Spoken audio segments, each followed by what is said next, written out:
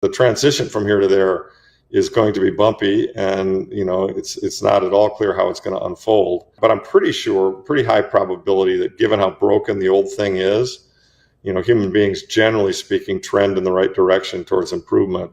It shows that when monetary systems break, the way you get the economy or the society back on track is you return to sound money.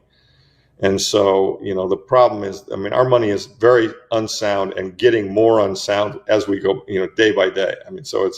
We were in a really unsound money system. It's getting worse. So, it's pretty simple. When something's broken, that's what you got to fix. You've got to have sound money. Pre-Bitcoin, that choice to do that would have been to go back to a gold standard.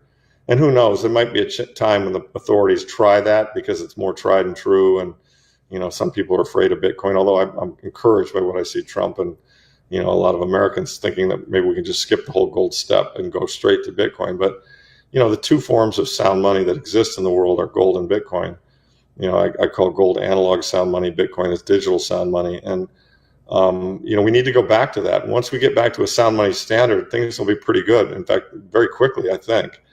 But, the transition from here to there is going to be bumpy, and it's not at all clear how it's going to unfold. But I'm pretty sure, pretty high probability that given how broken the old thing is, human beings, generally speaking, trend in the right direction towards improvement. So I think we'll ultimately fix this thing and be back on a sound money standard. But it's it takes time. It's not just tomorrow. Where do you think banks are going to be in all these new reorganize? Very interesting question. Yeah, I think, first of all, I think they'll probably end up embracing Bitcoin or they'll get left behind. Second of all, fractional reserve lending, I talk about that a lot in the book and how that creates money and how that's what really the core source of the problem, that these guys get way out over their skis and then they go bankrupt and then they get bailed out and then we print money to bail them out, and that's what fuels the inflation. It's a vicious cycle. I think the banks will be restrained. I think that if we really do return to a sound money standard, banks won't be able to lever themselves up. And in fact, in the book, I call for, abolishing the Federal Reserve and abolishing FDIC and basically having no backstop on the banks, so that a bank would have to behave in a responsible manner. And if they didn't, they'd go bankrupt. And if they went bankrupt, all the depositors in that bank would lose. And so there'd be a real incentive, for them to behave well, as opposed to the incentives that we now have, which create a lot of what we call moral hazard, where they just say, hey, who cares? I can be, like they did in '08, I can be extremely aggressive, make as much money as possible. When the whole thing blows up, they'll just bail me out. Therein lies the problem, right? That bailout costs everyone else money because they print that money to bail them out. They get saved, and we all pay more for gasoline and food. It's just that simple. There's no question that Bitcoin is superior to gold in every respect. And I believe Bitcoin is digital gold, and we live in a digital world. I think Bitcoin will replace gold fully. However, not tomorrow. 8 billion people know that, gold is sound money.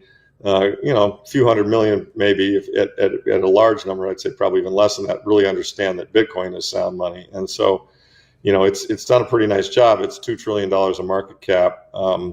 Gold is closer to 18, as you say, although not all of the gold's tradable. You kind of consider the central bank gold, the antiquities gold, the gold that's on women's necks in the form of jewelry. Of course, that could be tradable. You could melt down your gold necklace, but, the tradable gold is more like, 4 to 5 trillion.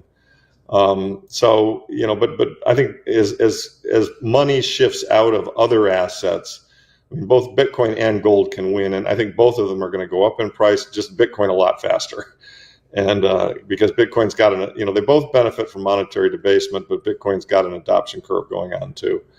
And so, Jesse Meyer on Twitter has a great chart that shows $900 trillion of financial assets, with real estate being half of that and the balance being stocks and bonds and gold and cash.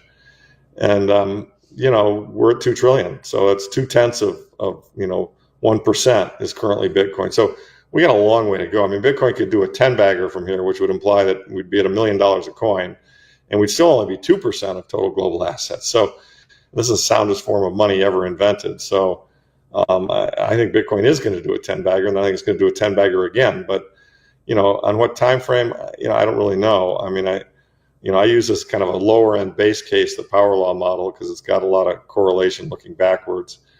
And I think that shows you at $1 million in 5-6 years.